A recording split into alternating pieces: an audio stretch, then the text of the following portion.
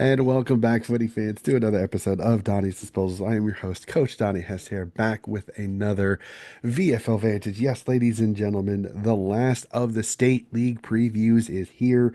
We will talk about the Victorian Football League, a little bit different than the Sandville and the Waffle because the women decided they needed to start just the tiniest bit later. So instead of previewing it and getting almost a month before play starts, we will preview the women a little bit closer to the time frame. So this will be just a preview of the men's season. And joining me extraordinaire for the VFL, a very good friend of mine who's been fighting with his gremlins on his computer for the last probably 20 minutes. So a little bit off mic there, but have fun.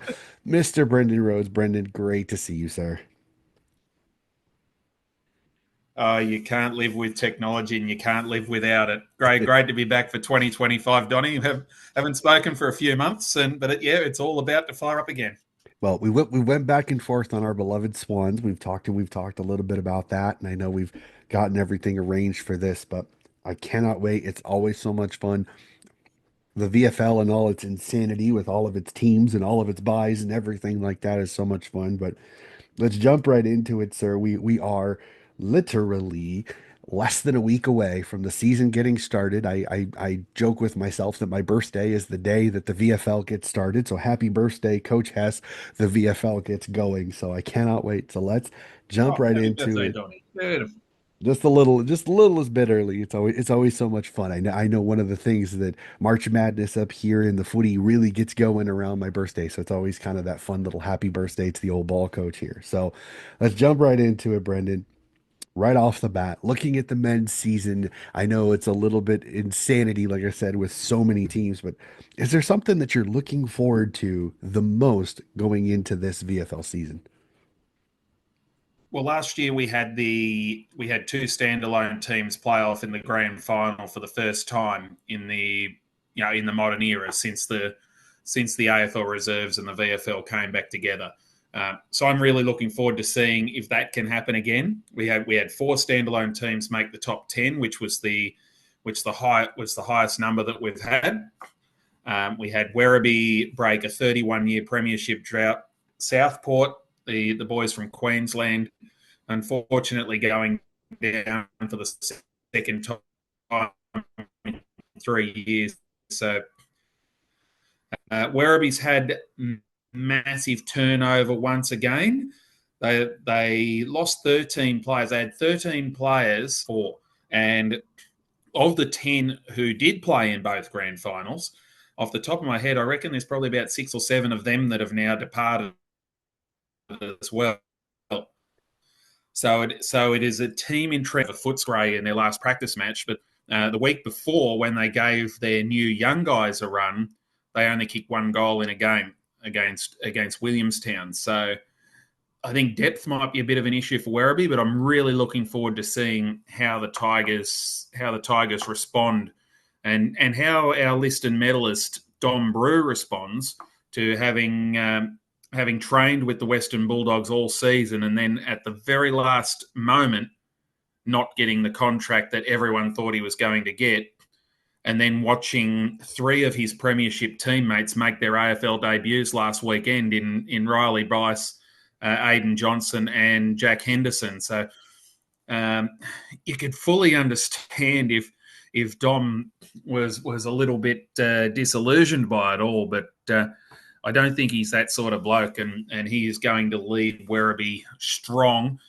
and they'll be around the mark again. But yeah, that's what I'm really looking forward to, is seeing if the four that made the finals last year can back that up and get there again, and if the other three, being Port Melbourne, who have recruited out of sight this year, they've got former AFL coach, former Western Bulldogs coach Brendan McCartney as their coach. They've got AFL great and former Essendon coach James Hurd as their director of coaching. And they've got former Essendon captain Dyson Heppel as their star on-field recruit, Mhm. along with another two or three other former Essendon players. So they are well primed to charge up the ladder. I think Coburg might make a little bit of a move. I'm not sure if they can get all the way to the top 10. And the Northern Bull Ants, they should improve as well, given that they got for the first time in about 5 years since the end of their alignment with Carlton, they've had some continuity in that they were able to retain about 25 players, I think, from their list from last year, when previously they've only been able to retain 9 or 10. So they with that second year together, they're not starting again. So yeah, I'm not going to say all seven can make the finals, but I can certainly see five of them getting there, and that would be absolutely amazing. Yeah, and I was gonna say something I'm looking forward to this year is just seeing how these standalone clubs continue to survive in what is just a crazy situation because they pretty much got two thirds of the AFL except for four teams, all of the AFL to deal with. And yet last year, like I said, you have a premiership won by Yeah, Werribee. You've got Southport, who is kind of the Queensland jumping grounds for the standalone. So it's great to see the standalone teams having success. How will Frankston go? How will Frankston go this year? Ken Coburg, as you said, can they move up the ladder? How does Williamstown go? It'd be another one of the standalone teams that I'm fascinated to keep an eye on. So it'd be really interesting to see how they go. It's one of my favorite things. Like I know as a Swan supporter, but there's a part of me that is like when the Swans aren't playing the Port Melbournes, the Williamstowns, the Southports, the Werribees, you almost have a little bit of a part of you that wants to cheer for them because you like seeing them kind of stick it to the AFL team. So it's kind of fun. So I'm looking forward to again keeping an eye on these on exactly these right. on these Exactly right. standalones. Keeping an eye on these standalones because they are some of them have some scrappiness to them and you love Yeah, watching no, them. that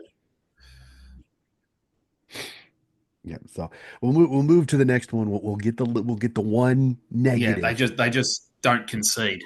Yeah, yeah. We'll get the negative one out of the way.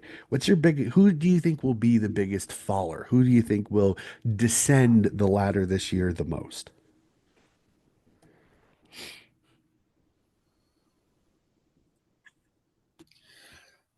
I actually I actually got this one right last year, which is Mhm. probably about the only thing I did get right in the Casey Demons. So they're probably pulling out the voodoo doll. That they can come back up. Actually, who's the biggest faller?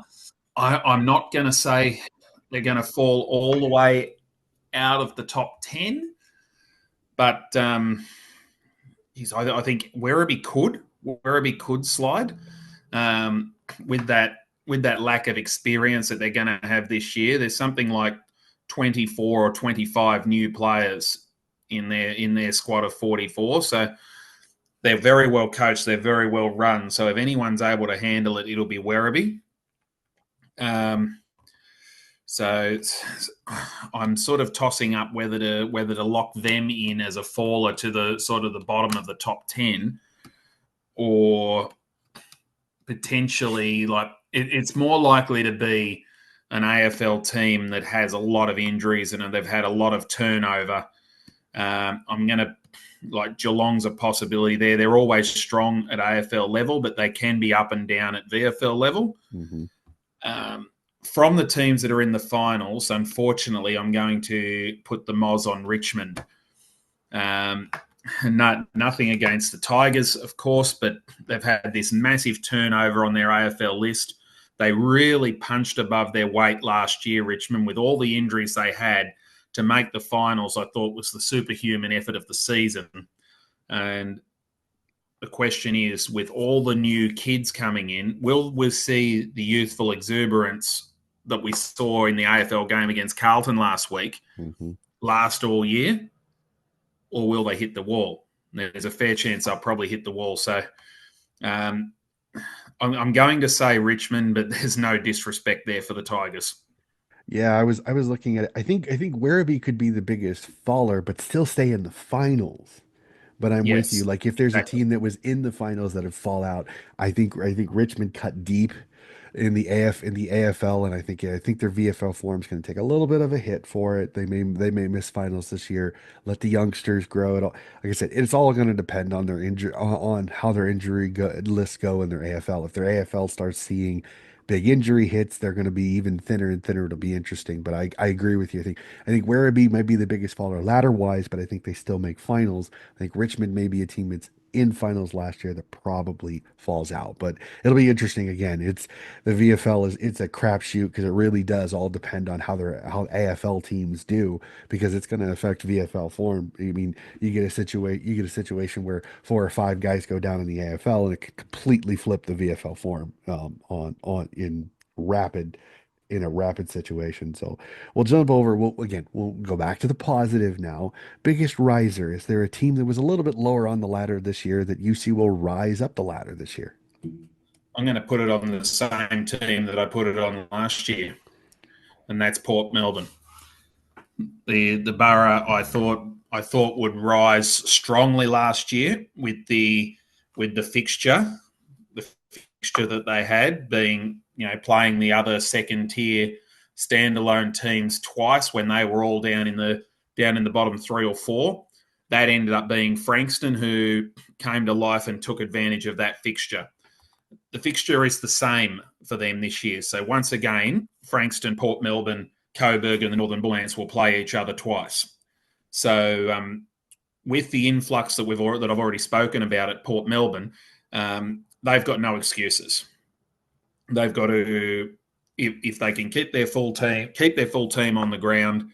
I expect them to rise up, and I would think it would be extremely disappointing for everyone at ETU Stadium if they weren't at least in the top 10 by the end of the year. I think they're coming from 15th or 16th, so for them to be the biggest riser, I suppose that'd put them, around about seventh or eighth, pick up a home, wild card game.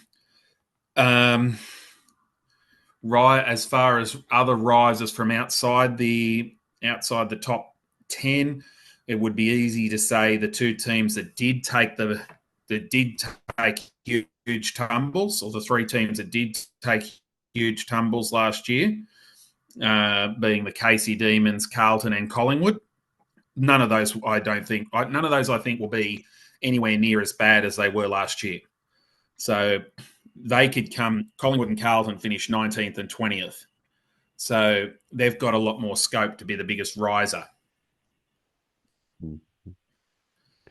No, it'll be So I'm I could say I've said Port Melbourne, but with a very Yeah, it's gonna be for me. I'm gonna go with this. Is like it's a little bit of head and heart. There's part of me that Port Melbourne. I agree with you. Everything that they've done with their recruiting and everything like that. But then for me, there's a little bit of really want Coburg to jump up the ladder. Like I want to see. Like I said, it's maybe that little would bit of love to see that. as I said, Coburg, Preston, like the Northern Bullets. Like I'd love to see these standalone teams that have kind of been the team that have been perennially getting their butts kicked, and seeing them move up the ladder. I love seeing Frankston last year making the finals because it's great to see those Oh standalone yes, yep, teams get that recognition and get that success because I mean it's real easy to just kind of go, okay, well we're gonna face 20 AFL contracted youngsters and they're just gonna absolutely whip us like a government mule per se. So for me, it's like I said, it's kind of the head versus heart. I'm hoping that you see some of these teams that have been lower down the ladder that are non-connected move up the ladder is what I'd love to see. yep. Whether it happens or I not, can, again, it's all conjecture. as I said, I can definitely see Coburg rising significantly, but whether they've got quite as much scope for a rise as say Collingwood, for example, from the same position on the ladder, it would be a massive thing if Coburg can get themselves up to say, around about that 12 to 14 mark. That's a massive step forward. I'm not going to say that they can't do what Frankston did last year. They have recruited very well also. Jack Bytel being the main one after having played, I think, over 200 AFL games. It's an amazing get for them. Matt Allison straight off an AFL list, and a couple of others as well. So they could definitely climb the ladder significantly. I just think Collingwood and probably Port Melbourne might have a little bit more scope for a higher number of positions to climb at this stage.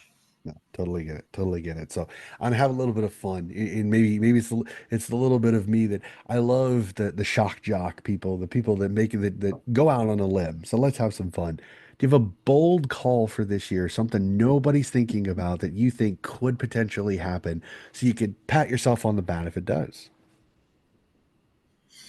Wow, I should have. I should have read the script, shouldn't I?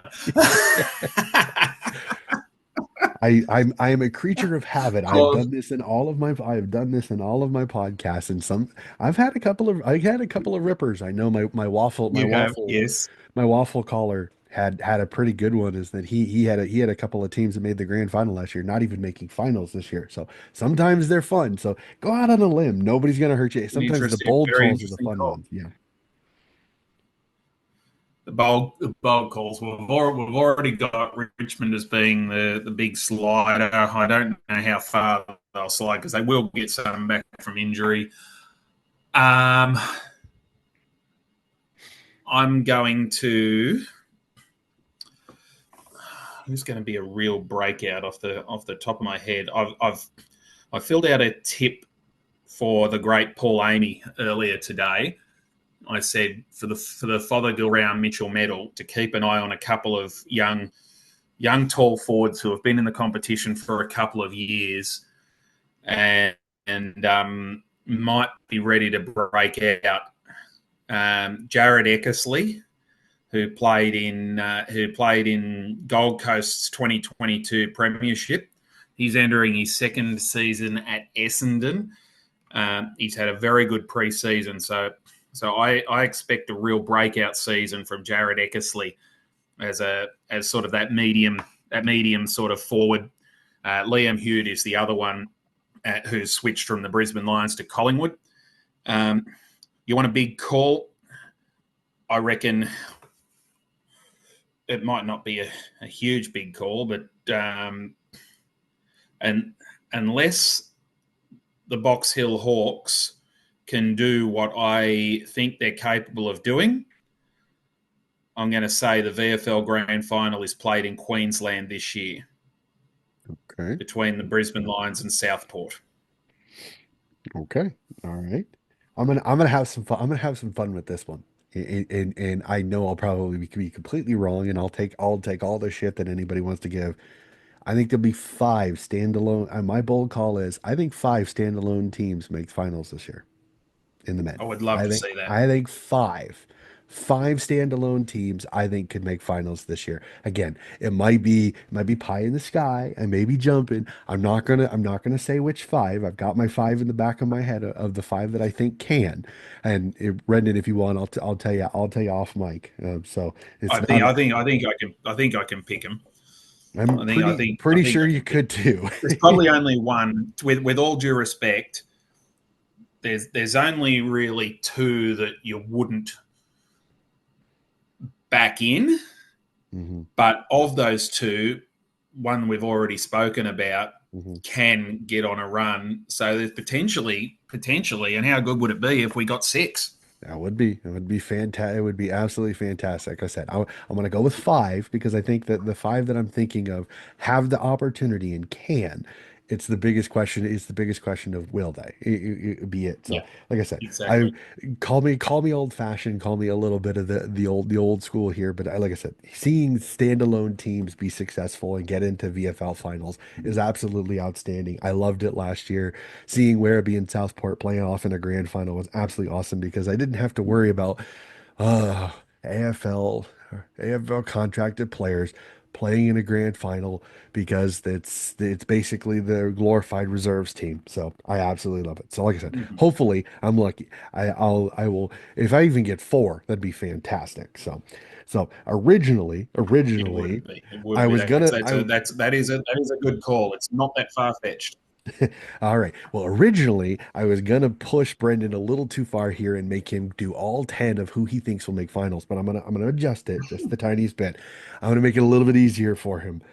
Who's your top four? Who are the top four teams at the end of the home and away? Who are the four teams at the top of the ladder in the VFL this year? I've mentioned the other. I've mentioned three of them already. I reckon they are in the Brisbane Lions, Box Hill Hawks, Southport, and Footscray are the top four for me. Obviously, three of those were top four last year, and I've got Box Hill having recruited strongly to slide up the ladder and replace Werribee in the top four. Um, the reigning premiers sort of going into a little bit of a rebuilding phase this year. But I see if we're going to push hard, I've got Werribee remains in the finals. Williamstown remains in the finals. So I'm gonna push this further. So I can actually see how we go with this one. So I'm up to six. Four Gold more. Coast will be there once Seven. again. Put me at put I'll put it right on the line here. So I've got Gold Coast will be there again. That's seven. Three more. Um, Port Melbourne. Eight. Port Melbourne. I've got in there. I think that's eight, isn't it? Yep, that's eight. Two more. Um, now Frankston stays in. Is that eight or is that That's nine? nine. One more. Nine. Three Queensland sides plus Box Hill, Footscray, Williamstown, Werribee is seven. Port Melbourne, Frankston is That's nine. nine. Yep, one more. This is not necessarily in order outside Hmm. the top four either. You're just right. You're rattling off names. Wasn't gonna hold you to that This order. is wider. Um, you don't have to hold into the order. I based on what's happened so far in the preseason. Oh, geez, I've got Geelong sliding out of the top four and all the way out of the top 10 potentially. No, I'm gonna. There's your big call if that happens.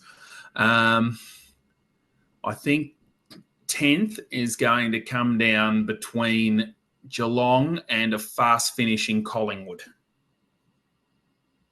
Okay. That's 10. So, Impressive, so sir. Impressive. there's 11 into 10. There's probably about another seven that could potentially make it, and that's how good a competition we're going to have this year. Yeah, it's gonna be a barn burner for sure. So we'll eliminate it down to so you have it at 10. Let's go it down to two. Who are playing off in the grand final? My original selections before you made me come up with a big call was Brisbane Lions and the Box Hill Hawks.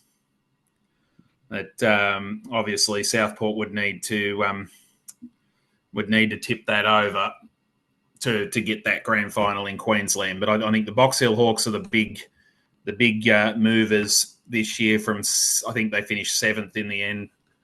Actually, I think they finished ninth because they got beaten in that first week of the finals in the the second week of the finals. They got beaten in elimination finals, so they finished sixth to Williamstown. So or eighth or whatever, doesn't matter. It doesn't matter. They went out in the second week. Eighth is what it would. Eighth is what it would have been. So I got them being the big climber. Can they split Brisbane Lions and Southport? Time will tell. Can the Lions break through after losing in the preliminary final 3 years in a row? I think they can. Okay. And then who's raising the flag at the end of the year? For me, it's the Lions. So the Brisbane Lions, I think they've had a little bit of a turnover, but they're running right on top of the ground in both grades at the moment. They're going to get all these, apart from the very, very unlucky Lincoln McCarthy, who unfortunately did his knee again last week. They're going to get all these other knee injuries back. They've picked up 3 or 4 really good academy kids, having already won the AFL Premiership. That makes me shut um, and made another preliminary final in the VFL. they are going to take a power of beating. So this year it's the Brisbane Lions for me.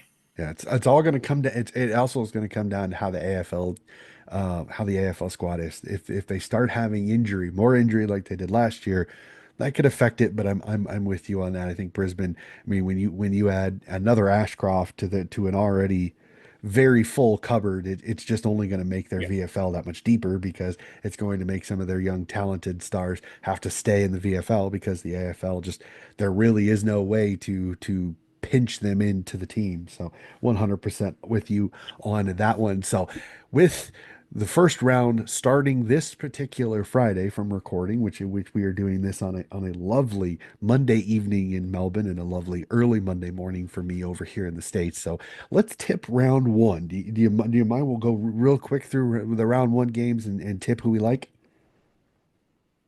yep. Let's have a crack at it and see what we come up with. Alrighty, to start off, a cracking one to start off the season is as Icon Park sees Carlton host the Box Hill Hawks. Who do you like in this one?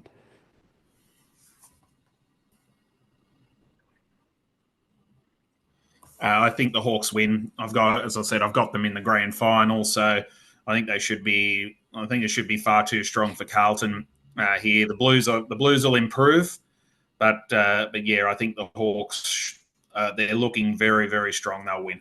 Yep, Hawks for me on this one, but Carlton will push a little, but I think the Hawks just a little bit too deep on that one. That'll be fun. An interesting one. Let's fly up to Queensland and Ipswich at Brighton Homes Arena as the Lions begin another season against Port Melbourne. A fascinating one up in Queensland. Who do you like in this one?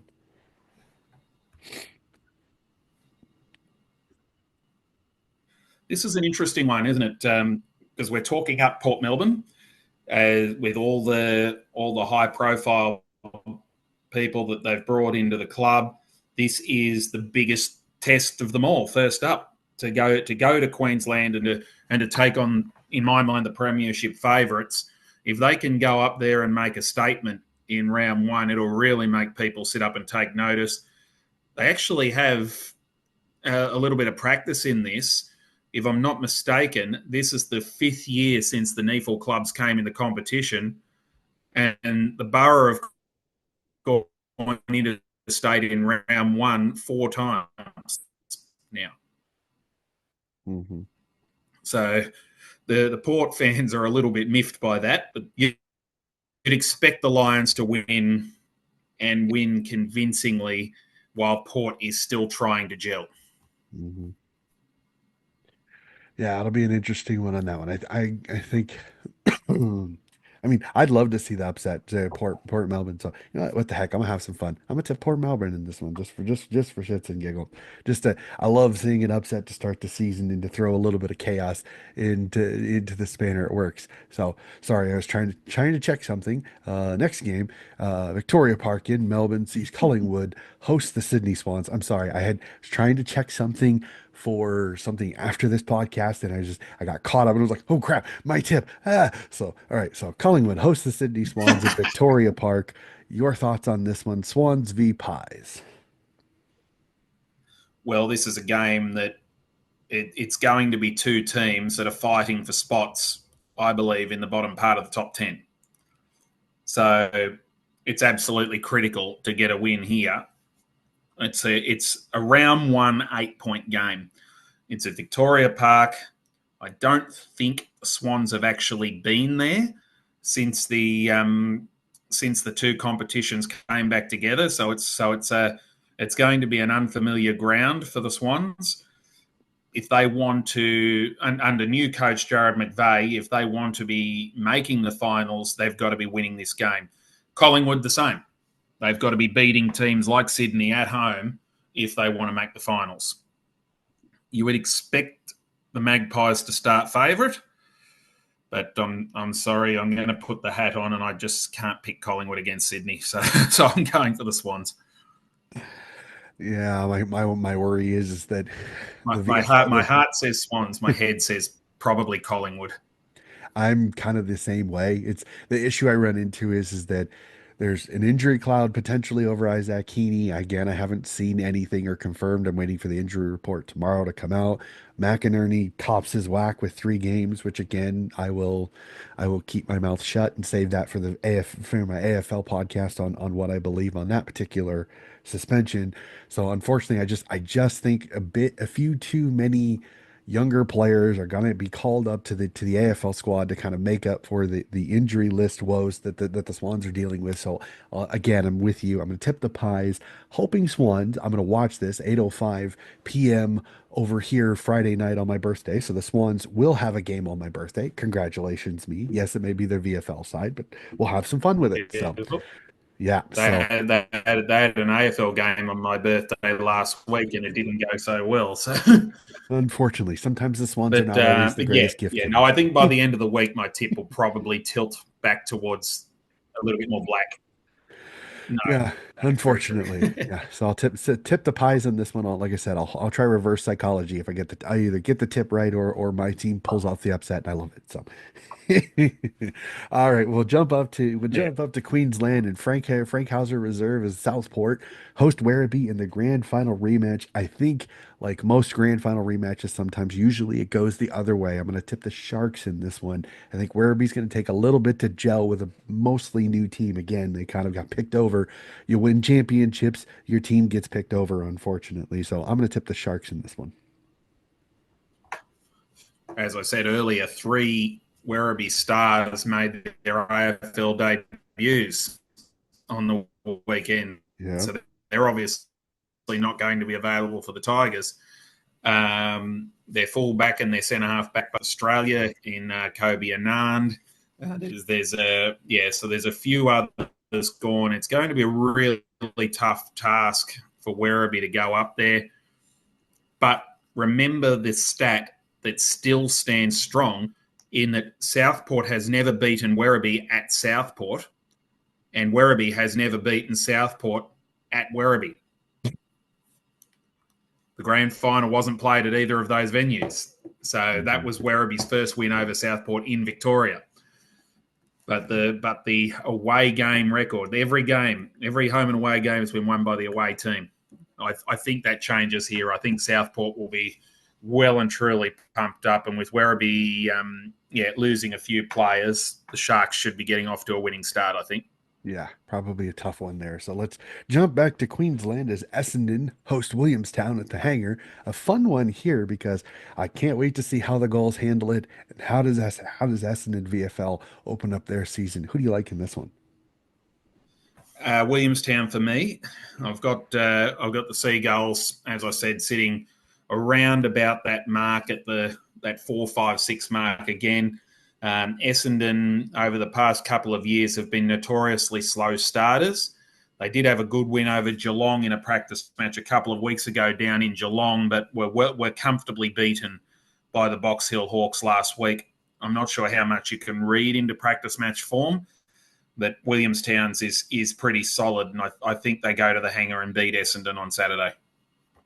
Be an interesting one on that one. I'll tip Essendon, but hoping Williamstown can make me can make me another happy birthday gift on that one. Always love seeing the standalone teams get a win. So we move to it. Fun one at Mission Head, Whitten Oval in Melbourne as the Footscray Bulldogs host the Bullies of the Northern Bullants. Fascinating one here, like the doggies in this one, but again, gonna be barracking for the Bullants in this one. There's a lot of ball going to be thrown around, isn't there? Literally. and you got to use that when the Bulldogs play the Bull Ants, don't you? Yep. No, no. Bull Ants will be nice and fired up. Round one, they've got themselves on the big stage. Making the Channel 7 here in Australia will be screening games on Saturday nights this year instead of Sunday afternoons. And this is the first one of the season. So the Bull Ants get that TV game first up. But geez, I think they would have wished they'd played someone other than Footscray. It's going to be a really, really tough ask, and I think Footscray should be winning and winning pretty well. But no question, the Ants will throw everything at them and give a good account of themselves early on. Yeah, definitely for sure on that one. A fun one at Casey Fields in Melbourne as the Casey Demons host the North Melbourne Roos. Both reserve teams having a crack at this one. Who do you like in this one? Well, I've got North Melbourne. I didn't name North Melbourne in that top 10, but I've got them being a climber as well. So I think they're right in that mix. They made the finals in 2023. I think they're right in that mix again for spots in the bottom of the top 10, as are Casey. And this is identical to the Collingwood Sydney game. Those four teams are all going to be around about the similar mark, and they just need to get the job done. Um, I still find it very, very hard to pick against Casey Demons at home, even though they struggled last year and lost a lot of home games, including one to North Melbourne out there. No, I've got to go for the Demons, but it certainly wouldn't surprise me to see the Kangaroos get up. Yeah, it's Casey Fields tends to be one of those. They find ways to win. So I'll go with the D's in this one. But again, I think North is in with it with a crack. Fun one. A couple of teams that we both like discussing in our preview in this one at Home Park Recreation Reserve as Richmond hosts the Coburg Lions. Who do you like in this one?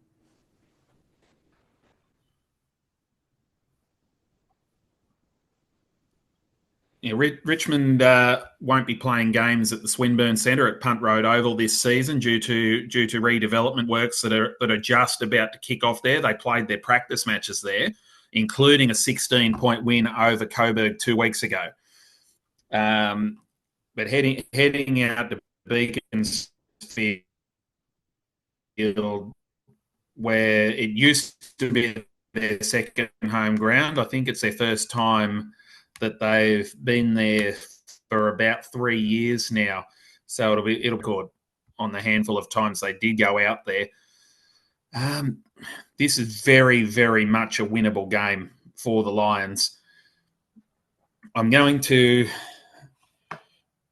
geez, so that this is probably the hardest one of the round to tip.